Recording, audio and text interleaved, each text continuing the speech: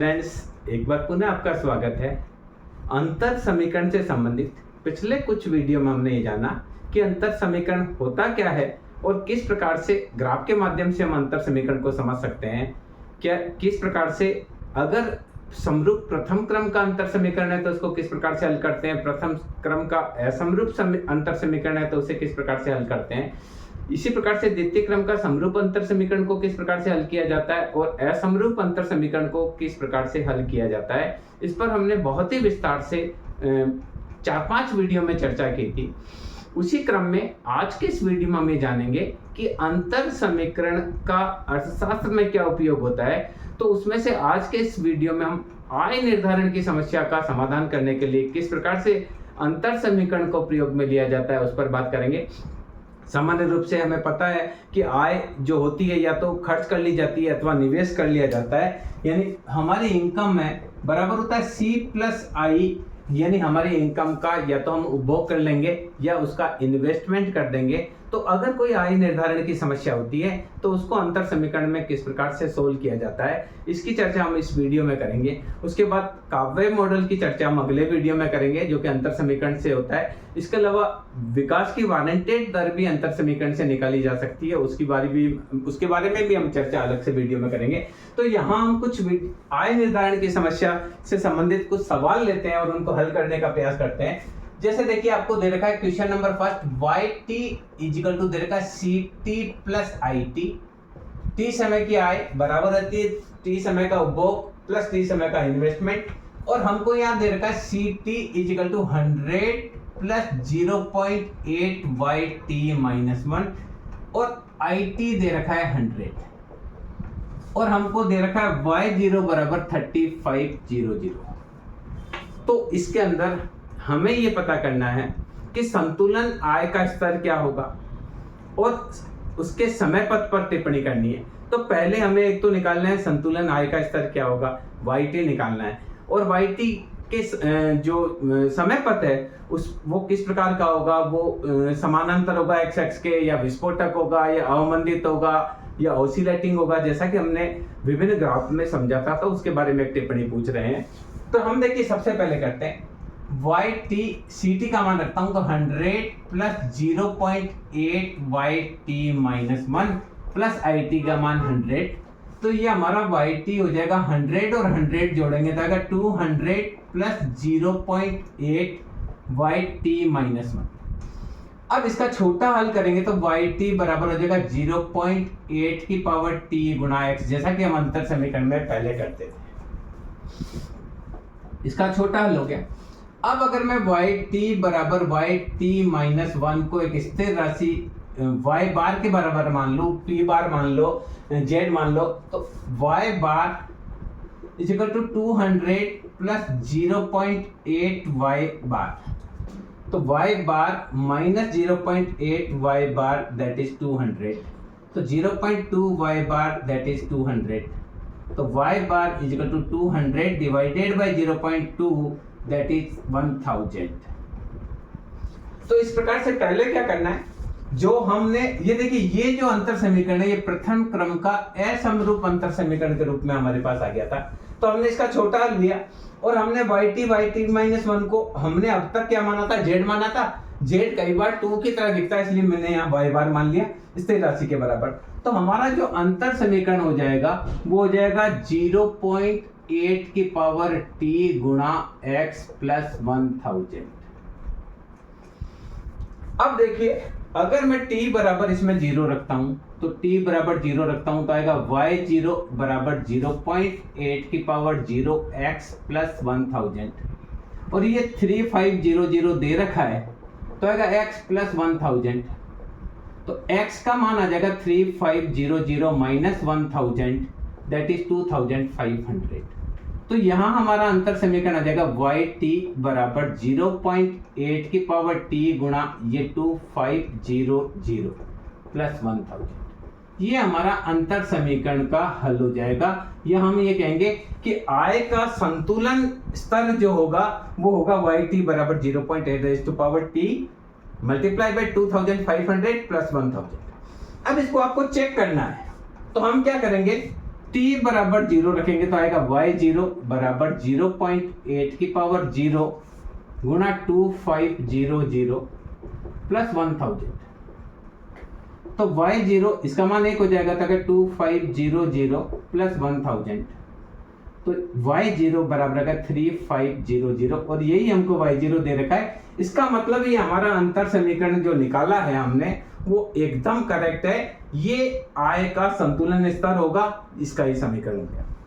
अब दूसरी चीज इसमें पूछते हैं कि आय के संतुलन स्तर पर टिप्पणी कीजिए।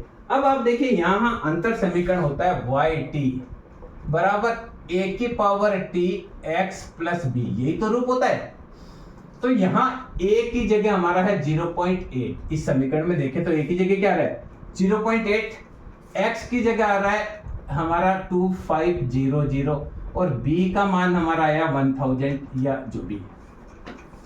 तो यहाँ देखिए अंतर से, तो ये yt बराबर है 0.8 की पावर t। अगर मैं t बराबर 1 रखता हूं तो आएगा 0.8, t बराबर 2 रखता हूं तो 0.8 की पावर 2 जिस 0.64। यानी ये जो अंतर है, सबसे पहले अगर t बराबर मैं 0 रखता हूं तो yt बराबर आएगा 1, इसके बाद होगा 0.8, उसके बाद आएगा 0.64। इस प्रकार से जो समय पथ है वो अवमंदित होगा और x अक्ष के समीप पता चला जाएगा, क्योंकि a बड़ा है 0 से पर है छोटा 1 से। 0 से ये 0.8 बड़ा है पर 1 से छोटा है। तो ऐसी स्थिति में जो आय का संतुलन पथ होगा वो अवमंदित होगा, पहले 1 होगा फिर 0.8 होगा, 0.64 होगा, फिर और 0.36 हो जाएगा। इस प्रकार से अवमंदित होगा और समय के साथ ही x अक्ष के समीप आता चला जाएगा। अगर आपसे आय के संदर्भ में टिप्पणी पूछी जाती है तो आप ये टिप्पणी देंगे। जैसा कि हमने पहले से भी अंतर समीकरण के जो सवाल कराए थे उसमें आपको काफी बताया था, 7 तरीके के चित्र बनाकर बताए थे कि यदि a का मान 1 होगा तो कैसा होगा, a का मान 0 होगा तो क्या होगा, a का मान 0 से ज्यादा और 1 से कम होगा तो क्या होगा, 1 से अधिक होगा तो क्या होगा। अगला सवाल लेते हैं। ct बराबर दे रखा है 400 plus 0.6 yt plus 0.35 yt minus 1। it आपको दे रखा है 240 प्लस 0.15 yt माइनस 1 और y0 बराबर दे रखा है 7000। तो पहली चीज आय का संतुलन पथ ज्ञात कीजिए।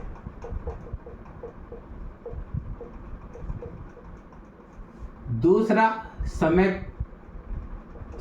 पथ पर टिप्पणी कीजिए। तो ये चीजें अधिकतर पूछी जाती है। तो देखिए हम संतुलन पथ आय का निकालेंगे, समीकरण निकालेंगे। तो देखिए हमें पता है yt बराबर होता है ct प्लस it। तो yt ct का मान रखेंगे 400 plus 0.6 yt plus 0.35 yt minus 1। it का मान रखेंगे तो आएगा 240 प्लस 0.15 yt माइनस 1। yt ये भी है yt, तो मैंने ये किया yt माइनस 0.6 yt। 400 में 240 जुड़ा तो आया 640, 0.35 और ये मिलकर आ गया 0.50 yt माइनस 1। तो हो गया 0.4 yt is equal to 640 plus 0.5 yt minus 1। तो yt आ जाएगा 640 divided by 0.4 plus 0.5 divided by 0.4 yt minus 1। तो yt 640 में आप 0.4 का भाग देंगे। कैलकुलेटर आपको अवेलेबल रहेगा परीक्षा में। तो आएगा 1600 प्लस 1.25 yt माइनस 1। ये देखिए प्रथम क्रम का असमरूप अंतर समीकरण। समीकरण क्या हो गया, yt बराबर 1600 प्लस 1.25 yt माइनस 1। तो अब इसको किस प्रकार से सोल्व करना है ये देखेंगे हम। तो मैं इसको मिटा देता हूं और इस समीकरण को ऊपर लेकर इससे आप हल करना चालू करते हैं। तो हमारे पास समीकरण आया yt बराबर 1.25 yt माइनस 1 प्लस 1600। ओके, अब देखिए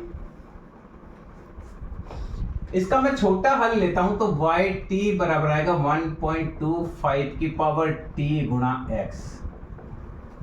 अब मैं वर्तमान आय और पहले वर्ष की आय को एक स्थिर आय y बार के बार मान लेता हूं तो y बार बराबर 1.25 y बार प्लस 1600, तो y bar minus 1.25 y bar that is 1600 minus 0.25 y bar that is 1600, तो y bar is equal to 1600 divided by minus का 0.25 आएगा माइनस का 6400।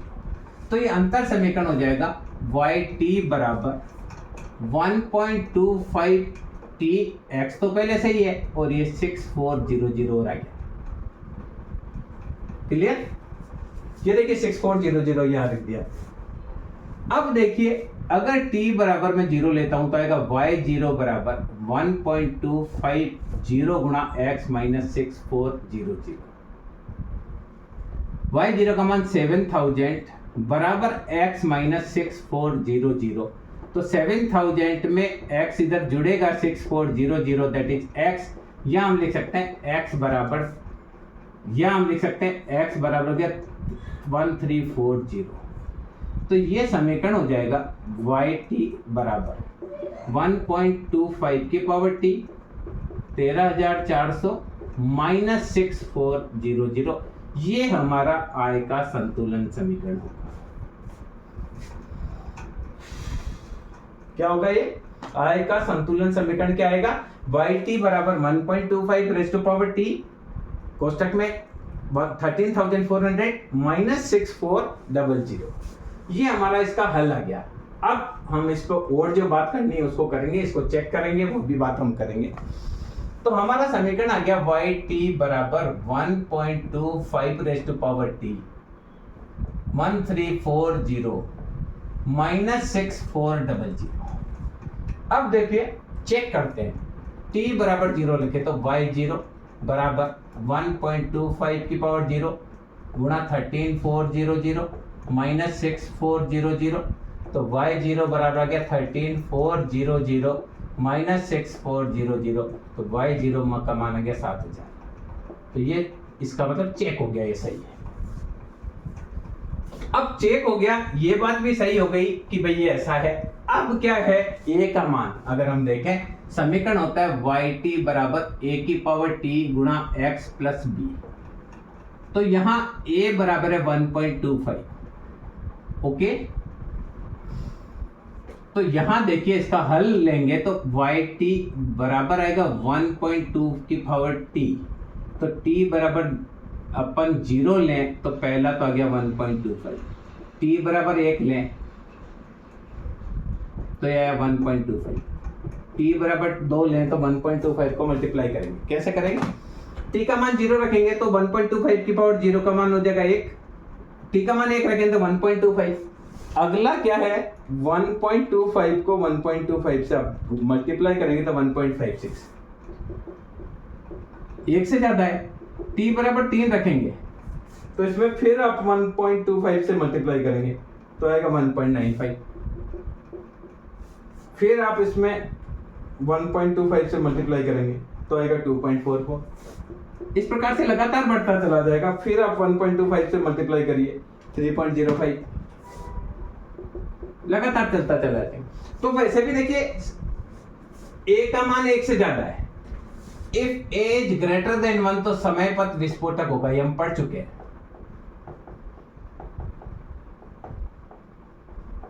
और x x से दूर हटता चला जाएगा। कैसे? पहले आया 1, फिर आया 1.25, फिर 1.56, फिर 1.95, फिर 2.44। इस प्रकार से समय पथ विस्फोटक होगा और x x से दूर हटता चला जाएगा, क्योंकि हम पहले से पढ़ चुके हैं कि यदि a का मान 1 से ज्यादा होता है, जैसे हमने 3 लेकर आपको बताया था कि पहले 1 होता है, फिर 3 होता है, फिर 9 होता है, फिर 27 होता है, फिर 81 होता है, फिर लगातार 243 हो जाता है, 729 हो जाता है। इस प्रकार से समय पथ विस्फोटक होगा। तो समय पथ एक तो विस्फोटक होगा और आय का संतुलन पथ, दो ही चीज पूछी जाती है, तो ये दोनों चीज हमने कर ली। तो इस प्रकार से कोई भी आय संतुलन की समस्या आती है तो हम उसका अंतर समीकरण से हल करते हैं। एक बार परीक्षा में कुछ अलग तरीके से पूछ लिया गया था, बहुत सारे बच्चे उस सवाल को हल नहीं कर पाए थे, तो मैं उस सवाल को भी यहाँ लेना चाहूंगा जो राजस्थान विश्वविद्यालय में 2006 में पूछ लिया गया था। क्वेश्चन आया था CT बराबर 20 प्लस 0.5 YT माइनस 1 और IT दे रखा था 40 प्लस म्यू दे दिया YT माइनस YT माइनस 1 और Y0 बराबर दे दिया 12,000 और इसमें पूछा आय का संतुलन पथ निकालिए, इसकी स्थिरता पर टिप्पणी कीजिए। 3 चीज 4 चीज इसमें पूछ ली। Y का साम्य मूल्य निकालिए, उसके बाद में ये पूछ लिया कि क्या ये आय स्थिर है, तीसरी चीज पूछ ली कि समय पथ का समीकरण निकालिए और चौथा समय पथ की प्रवृत्ति बताइए। 4 क्वेश्चन पूछे गए थे। सबसे पहले आय का स्तर, फर्स्ट तो पूछा गया था क्या, Y का साम्य मूल्य। फर्स्ट पूछा गया Y का साम्य मूल्य। दूसरा आय का स्तर, तीसरा पूछा क्या आय स्थिर है, चौथा स्थिरता पर टिप्पणी कीजिए। 4 चीज पूछ ली और अधिकतर बच्चों ने उस सवाल को छोड़ दिया क्योंकि म्यू वाला हमने कभी किया ही नहीं। तो ये चीज हो चुकी है, इसलिए मैंने इस सवाल को शामिल किया है। तो देखिए YT बराबर होता है CT प्लस IT के, तो YT बराबर 20 plus 0.5 YT minus 1 plus 40 plus mu YT गुणा कर लिया माइनस म्यू YT माइनस 1। ये इंग्लिश का अक्षर है, इसको म्यू के नाम से बोलते हैं, ये यू की तरह दिखता है। तो मैंने निकाला YT माइनस म्यू YT, दोनों YT को अलग अलग कर लिया और ये दोनों को जोड़ दिया 20 और 60 प्लस 0.5 YT माइनस 1 है और ये भी म्यू YT माइनस 1 है। तो मैंने YT इसमें से कॉमन ले लिया तो आया 1 माइनस म्यू बराबर ये आया 60 प्लस YT माइनस 1 कॉमन, देखो 0.5 माइनस म्यू, अगर इसमें से YT माइनस 1 कॉमन लिया तो समीकरण मेरा हो गया 60 divided by 1 minus mu plus 0.5 minus mu divided by 1 minus mu और इसका हो गया YT माइनस 1। तो देखिए म्यू आने से थोड़ा सा हमें दिक्कत आ रही है, बाकी ऐसा कुछ नहीं, आप स्टेप बाय स्टेप चलेंगे तो कर पाएंगे। अब देखिए इसको हल करते हैं। तो ये समीकरण तो मेरे को, इसको मैंने लिया, अब इसका छोटा हल लेता हूं तो मेरा छोटा हल आएगा YT बराबर, ये देखिए इसका 0.5 minus mu upon 1 minus mu की पावर T गुणा x, ये छोटा हल आ गया। अब हम क्या करते हैं, ये समीकरण को हमको रखना है, ये समीकरण हमारे काम का है। क्या काम का है अभी इसको देखते हैं। ये हमारा समीकरण है। अब इस समीकरण में मैंने YT बराबर YT माइनस 1 को एक स्थिर राशि y बार के बार माना, तो y बार बराबर 60 upon 1 minus mu plus 0.5 minus mu upon 1 minus mu y बार। क्लियर? ये समीकरण हमारे को आगे काम अब नहीं आएगा, तो ठीक है। ये हमने ले लिया इसका छोटा हल। अब इसका छोटा हल ले लिया तो अब क्या करेंगे, y बार माइनस ये वाला इधर घटाएंगे 0.5 minus mu upon 1 minus mu गुणा y bar that is 60 upon 1 minus mu.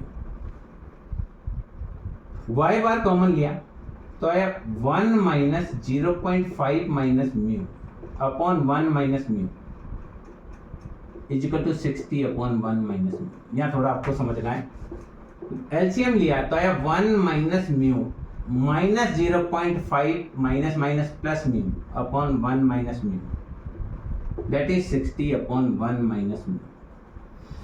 अब इस म्यू से म्यू कट गया तो बचा क्या,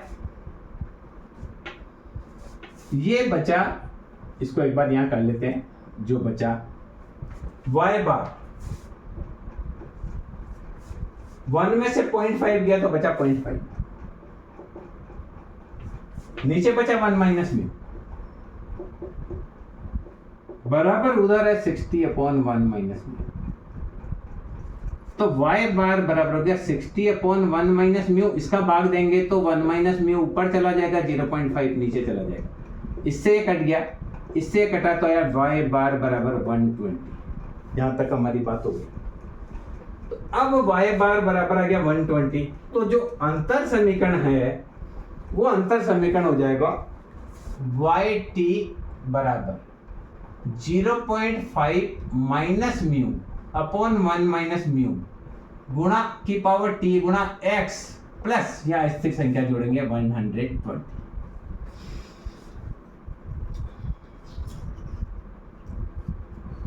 क्लियर? अब मैं t बराबर अगर 0 रखता हूं तो आएगा y0 बराबर 0.5 minus mu upon 1 minus mu की पावर 0 गुणा x प्लस 120। तो ये आया 1200 माइनस 120 बराबर x, x बराबर आया 11,880, ये आ गया 11,880। तो अंतर समीकरण अब जो होगा वो अंतर समीकरण जो बनेगा उसमें x का मान हम रख देंगे, तो अंतर समीकरण यही वाला अंतर समीकरण हो जाएगा yt बराबर 0.5 minus mu upon 1 minus mu की पावर t गुणा 11,880 प्लस 120, ये हमारा अंतर समीकरण। तो आय का साम्य मूल्य और आय का स्तर, ये दोनों चीज आ गई। चूंकि ये पॉजिटिव है, ये संख्या पॉजिटिव है, इसलिए हम बोलेंगे कि आय स्थिर है। नेगेटिव होती तो आय नीचे गिरती हुई हो, पर ये चूंकि पॉजिटिव है इसलिए हम बोलेंगे आय स्थिर है। और स्थिरता पर टिप्पणी करनी है वो हम बात और करते हैं। तो ये हमारा अंतर समीकरण हो गया। पहले अब इसको हम चेक कर लेते हैं। चेक करेंगे तो हम क्या करेंगे, t बराबर 0 लेते हैं, तो y0 बराबर 0.5 minus mu upon 1 minus mu की पावर 0 गुणा 11,880 प्लस 120। तो y0 बराबर हो गया, इसका मान 1, तो 11,880 प्लस 120 बराबर हो जाएगा 12,000। ये आपका प्रूव हो गया। अब a बराबर आपका है 0.5 minus mu upon 1 minus mu, इसका मतलब है पॉजिटिव। ये तो क्लियर हो गया कि पॉजिटिव है, और म्यू का मान 0.5 से कम भी है। तो हम ये बोलेंगे कि समय पथ जो होगा वो अवमंदित होगा, क्योंकि इससे घट रहा है और ये पॉजिटिव है। तो अगर मान लीजिए इसको 0.2 मान लिया तो आएगा a बराबर 0.5 माइनस 0.2 अपॉन 0.1 माइनस 0.2। तो a का मान हो जाएगा 0.3 अपॉन 0.8। तो कुल भी मिलाकर क्या आएगा, जो भी आप म्यू का मान मानते हैं, अगर आप इसको 2 भी मान लेंगे तो भी पॉजिटिव आएगा।